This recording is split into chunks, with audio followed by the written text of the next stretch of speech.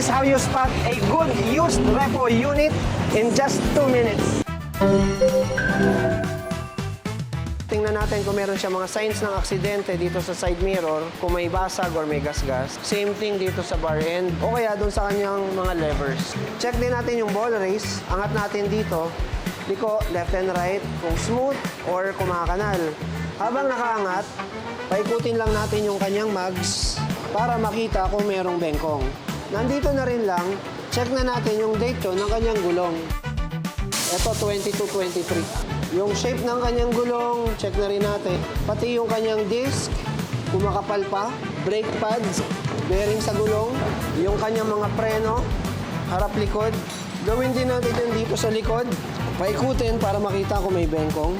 Check na rin natin yung kanyang suspension, kung mayroong mga tagas or baluktot, likod at harap.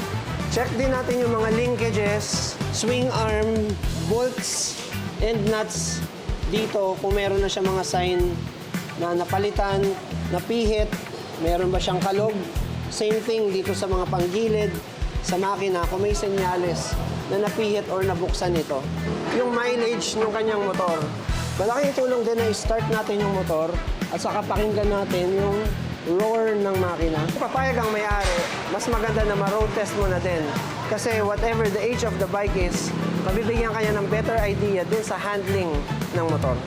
Kung gusto mo ng mga quality repo units na sinigurado ng reliable at roadworthy ng AB Moto, tingnan natin ito.